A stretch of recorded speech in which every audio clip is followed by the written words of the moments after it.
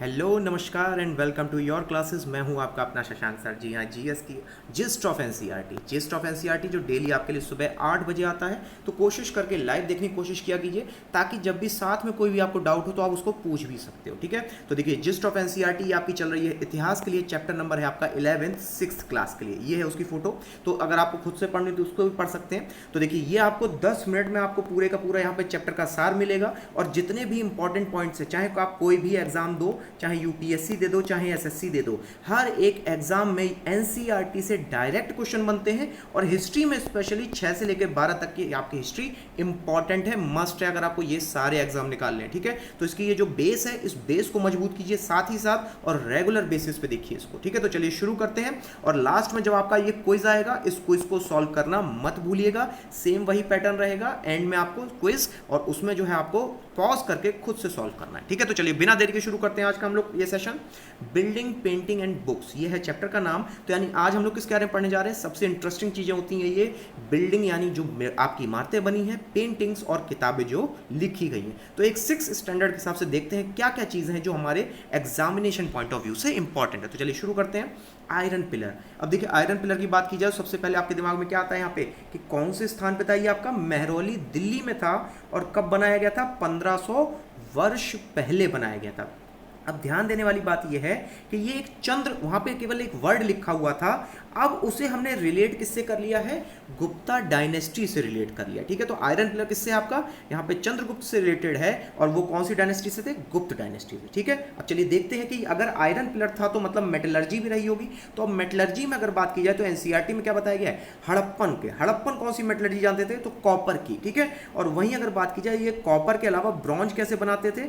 Bronze के लिए ये कॉपर और टिन को मिक्स करते थे। एक चीज और याद रखना, यहाँ पे ब्रॉन्ज एज की बात की गई है हड़प्पन के लिए, लेकिन अब यहाँ पे रिलेट कर लो कि वैदिक एज भी किससे रिलेटेड है? आपकी ब्रॉन्ज एज से रिलेटेड है। अब इसके बाद जो भी काल आएगा वो किस में आएगा? आपका वो आयरन एज में आएगा। ठीक है, अब इस चीज को याद रखना है। तो आयरन एज का मतलब क्या हो गया? वहां क्या क्या काम हो रहा था? रॉट आयरन और कास्ट आयरन, यानी किस तरह से ढाला जाए ये भी वो जानते थे। ठीक है, चलिए इतना उम्मीद करता हूं यहां तक क्लियर हो गया ये पेज। अब आगे बढ़ते हैं।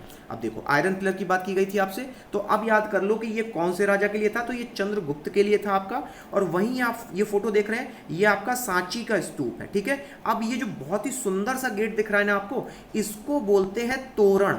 अब इस तोरण से बहुत सवाल बने हैं कि जो स्तूप के सामने वाला गेट है उसे क्या बोलते हैं? तोरण बोलते हैं। ठीक है, इसमें बुद्ध की अस्थियों को रखा जाता है। वहीं ये जो साइड में फोटो देख रहे हैं, ये जीवन काल दिखा रहा है आपका कि किस प्रकार से लोग अमरावती में कैसे अपना जीवन यापन करते थे। यहां घोड़े भी दिखेंगे आपको, और लोग आपस में लड़ते हुए भी दिखेंगे। ठीक है, चलिए आगे बढ़ते हैं। Next, building in bricks and stone, यानी कैसे यहाँ पे अलग अलग चीज़ों का निर्माण किया गया। उसकी फोटो भी अभी हम लोग देखेंगे थोड़ी देर में। तो देखिए यहाँ सबसे पहले बताया गया है स्तूपा के बारे में। स्तूप के बारे में अगर मैं चर्चा करूँ तो अभी हम लोगों ने चर्चा की थी वहाँ पे कि एक छोटा सा बक्सा भी रखा रहता था जिसमें बुद्ध की क्या अस्थियों को रखा जाता था। और जो रेलिक कास्केट है वो किस चीज़ का बना था? आपके मिट्टी के जो ईंट होती है उससे बना हुआ था। और इसके अलावा उसके चारों तरफ के जो एरिया उसे क्या कहते थे? प्रदक्षिण पथ कहते थे। ठीक है, वही जो तोरण था उसके जस्ट पीछे वाला, अब आप इसको इमेजिन कर सकते हो आराम से।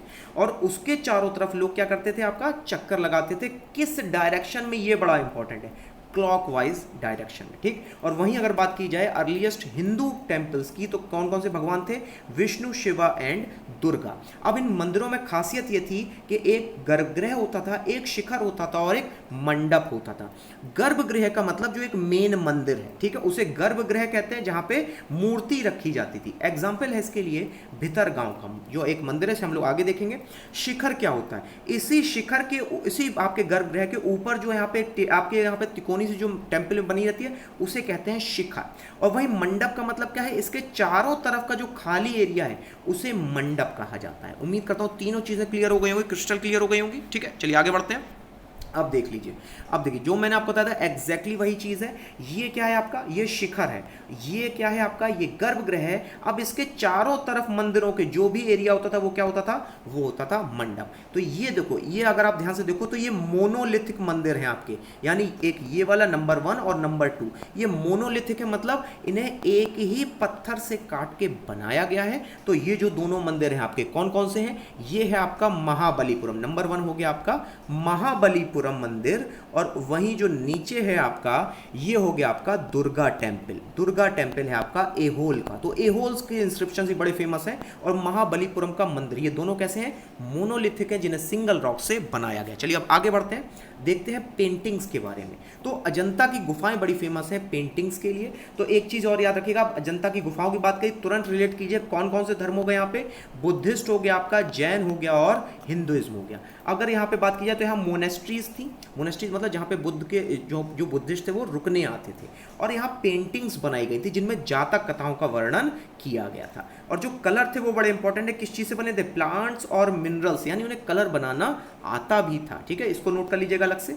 आगे बढ़ते हैं, अब किताबों की अगर दुनिया में जाएं तो एक बड़ी फेमस तमिल लिपिक है शिल्पाधिकारम। ठीक है, इलांगो के द्वारा लिखी गई। अब इसको नोट कर लो यहाँ पे पहले। ठीक है, अब कितने वर्ष पहले, आपका 1800 वर्ष पहले स्टोरी है एक कोवलम नामक व्यापारी की, जो कि प्यार में पड़ जाता है किसके, माधवी के। ठीक है, और वहीं अपनी जो उसकी वाइफ होती है कनांगी को क्या करता है वहाँ पे, निग्लेक्ट यानी छोड़ने का प्रयास करता है। तो यही एक छोटी सी स्टोरी है, कौन सी, शिल्पाधिकारम में। वहीं एक सेकंड स्टोरी है आपकी मणिमेकलई। मणिमेकलई स्टोरी है आपकी सतनार के अराउंड है आपकी, 1400 साल पहले यहाँ पे लिखी गई थी। ठीक है, और ये जो स्टोरी है आपकी ये है कोवलन और माधवी, यही जो ऊपर यहाँ पे शिल्पाधिकारम में थे कोवलन और माधवी, उन्हीं के डॉटर की कहानी है, स्टोरी है किसमें, मणिमेकलई में। ठीक, किसके द्वारा लिखी गई थी, सतनार के द्वारा। ठीक है, चलिए आगे बढ़ते हैं। पुराण, पुराण का मतलब ही क्या होता है, पुराना। तो पुराना ये जो पुराण शब्द हैं ये आपकी कौन सी भाषा में लिखे गए हैं, संस्कृत भाषा में लिखे गए हैं। अब इंपॉर्टेंट क्या है, इसमें बताई गई हैं स्टोरीज देवताओं के बारे में। अब इसको नोट कर लो, क्योंकि इस तरीके की चीज़ें जो है आपको जल्दी से और बुकों में नहीं मिलती। कौन कौन से भगवानों के बारे में बताया गया है, विष्णु शिवा के बारे में बताया गया है, और कैसे उनकी पूजा की जाए ये पुराणों में जिक्र है। ठीक है, इसलिए शायद बुजुर्ग कहते भी थे कि पुराणों को पढ़ो। और डिटेल्स ऑफ क्रिएशन के बारे में और राजाओं के बारे में भी किसमें बताया गया, पुराणों में बताया गया। अब देखो और एक और इंपॉर्टेंट पॉइंट, क्या, जो वुमेन और शूद्र जिन्हें वेद पढ़ने को नहीं मिलता था वो भी पुराण पढ़ सकते थे। बहुत इंपॉर्टेंट लाइन है, इसको नोट कर लीजिएगा। चलिए अब आगे बढ़ता हूँ। देखिए अभी हम लोगों ने अजंता पेंटिंग की आपसे बात की, ये है वो अजंता पेंटिंग। एक चीज़ और याद रखिएगा, इसको अंधेरे में बनाया गया, तो ये याद रखिएगा कितनी कुशलता से बनाया गया होगा। ठीक है, जातक कथाओं पे आधारित है। तो ये देखिए, ये है वो शिल्पकार जो अपने हाथों में ये जो आपके कह सकते हैं इंस्ट्रूमेंट लेकर के जो रॉक है उसको क्या कर रहे हैं, यहाँ पे बना रहे हैं या फिर सजा रहे हैं। ठीक है, और ये है वो जैन मोनेस्ट्री जिसके बारे में अभी हम लोगों ने बात की, ये उड़ीसा में थी। ठीक है, कहाँ पे, आपकी उड़ीसा में, जिसमें आपके 2 तल भी हैं। ठीक है, चलिए अब आगे बढ़ते हैं। नेक्स्ट, अभी पुराणों की बात चल रही थी। पुराणों के अलावा अगर महाभारत की भी बात की जाए तो ये दोनों ग्रंथ किसके द्वारा लिखे माने जाते हैं, व्यास के द्वारा। नोट डाउन हो जाएगा यहीं पे। नेक्स्ट है रामायण के बारे में। रामायण की कहानी है भगवान राम के बारे में, जो कौशल के राजा थे या प्रिंस कह सकते हैं उनको, प्रिंस थे। अब इसको ये नोट कर लीजिए यहाँ पे। कालिदास के द्वारा कौन सी बुक लिखी गई है, मेघदूतम। और वहीं जो जातक की कथाएं जिसके बारे में हम लोग तब से इतना चर्चा कर रहे हैं वो कहाँ पे, आपका अजंता। मेरे ख्याल से अब याद भी हो गया होगा। इसके अलावा अगर साइंस की किताबों की बात की जाए, अभी तक हम लोगों ने रिलीजियस किताबों के बारे में बात की। साइंस में जो सबसे पहले अगर नाम आता है तो आर्यभट्ट का, जो कि एक मैथमेटिशियन और एक खगोल शास्त्री भी थे। उन्होंने संस्कृत में लिखी थी आर्यभटियम, और उसमें उन्होंने देखो क्या बताया था, ये इंपॉर्टेंट है आपके एग्जामिनेशन पॉइंट ऑफ व्यू से। इसमें उन्होंने दिन और रात में कैसे फर्क होता है पृथ्वी के द्वारा रोटेशन करने पे, किस प्रकार से सोलर और लूनर इक्लिप्स होते हैं, और वहीं इसके अलावा यहाँ पे पृथ्वी का यहाँ पे जो सर्किल का सरकमफ्रेंस या परिधि होती है उसे कैसे ज्ञात किया जाए। देखिए कितनी सारी चीज़ें बताई थी आर्यभट्ट ने आर्यभटियम में। तो इसको नोट डाउन कर लीजिएगा। आगे बढ़ते हैं। वारामीर, ब्रह्मगुप्त और भास्कराचार्य, ये कौन थे, एग्जामिनेशन में इसी तरीके से सवाल आया आपके। तो मैथमेटिशियन और एस्ट्रोलॉजर ये 3 व्यक्ति भी थे, इसको नोट डाउन कर लेना। यही उनके वहीं पे देखो उस समय पे जीरो का विकास भी किया जा चुका था। अब इसे लेके जाते हैं अरब, और अरबों के द्वारा पहुंच जाता है ये यूरोप में। अब इसको नोट डाउन कर लो। ठीक है, अब चलो आगे बढ़ते हैं। अब थोड़ा दवाइयों के बारे में अगर बात करें साइंस में, तो चरक संहिता किसके द्वारा लिखी गई, चरक के द्वारा, वो भी नाम में छुपा हुआ है, लेकिन किस पे थी, ये दवाइयों पे थी। और अगर बात कर ली जाए सर्जिकल प्रोसीजर यानी किस प्रकार से ऑपरेशन हो, तो ये केवल सुश्रुत ने बताया था, सुश्रुत संहिता में। तो ये डिफरेंस जरूर नोट कर लेना। ठीक है, मेरे ख्याल से उम्मीद करता हूँ अब ये पेज आपके लिए क्लियर हो गया होगा बिल्कुल। चलिए अब पढ़ते हैं कहीं और के बारे में, यानी चाइना के बारे में। तो चाइना में सबसे पहले पेपर का विकास किया गया कब, 1900 साल पहले काई लुन के द्वारा। उन्होंने क्या किया, उन्होंने एक पत्ता लिया, उसको पीटा और फिर उसको जो है क्या किया उन्होंने, रोप और यहाँ पर जो बार्क होती है यानी छाल होती है पेड़ की, उसके साथ क्या किया उन्होंने, सुखा दिया, सोक कर दिया, पानी में भिगो दिया, फिर उसको प्रेस किया, सुखाया और ड्राई कर दिया, तो उससे जो पल्प है उससे क्या बन गया, उनको पेपर मिल गया। ठीक है, अब यही पेपर आपका कहाँ पहुंचा, पहले कोरिया, और कोरिया से कहाँ पहुंचेगा, जापान में। अब इसको नोट डाउन कर लीजिएगा, काइलुन का नाम इंपॉर्टेंट है क्योंकि कहीं ना कहीं एग्जामिनेशन में पूछा जा सकता है। ठीक है, चलिए उम्मीद करता हूँ अब हम लोगों ने पेंटिंग और बिल्डिंग के बारे में जान लिया। अब टाइम है आपके क्विज का, तो अब वही आप करेंगे। क्विज को यहाँ पे पहले आप पॉज कीजिए, खुद से ट्राई कीजिए और फिर साथ में हम इसको सॉल्व करेंगे। ठीक है, अब देखिए, अब ये टाइम है हम लोग को सॉल्व करने का इसको। तो देखिए स्तूपा, अगर स्तूपा की बात की जाए तो एक गोल माउंड टाइप का होता है। ठीक है, क्या होता है, माउंड टाइप का। ठीक है, सांची का भी स्तूप है आपका, तो ये माउंड हो गया आपका। वहीं अगर बात की जाए शिखरा, अब याद आ रहा होगा शिखरा, तो शिखरा के लिए हम लोग यहाँ पे क्या टिक करेंगे, शिखरा हो जाएगा आपका टावर से। ठीक है, और वहीं अगर बात की जाए मंडप, तो मंडप क्या था आपका, मंडप हो गया प्लेसेस इन टेम्पल्स। क्या हो गया आपका, प्लेसेस इन टेम्पल, जहां पे लोग गैदर होते थे। और गर्भगृह क्या था, जहां पर आपकी भगवान की मूर्ति अंदर रखी गई थी। तो बचा ये प्रदक्षिण पथ, तो इसको हम लोग किससे मिला देंगे, सर्कुलर पाथ से। ठीक है, चलिए एक क्वेश्चन हो गया। अब बढ़ते हैं सेकंड क्वेश्चन यानी फिल इन द ब्लैंक्स की तरफ।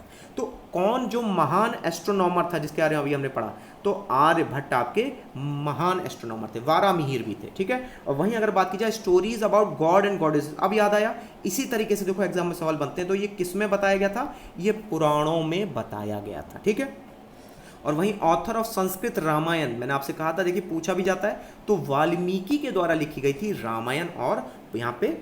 ठीक है, चलिए और आगे बढ़ते हैं, डी देखते हैं। और वहीं अगर यहाँ पे डी में देखें तो 2 तमिल एपिक्स, ये कौन कौन से थे, अब याद कर लीजिएगा इसको। तो मणि मेकला, ठीक है, जिसमें उनके पुत्र पुत्री के बारे में, सॉरी पुत्री की स्टोरी थी उनके, और वहीं दूसरी क्या थी आपकी, शिल्पाधिकारम।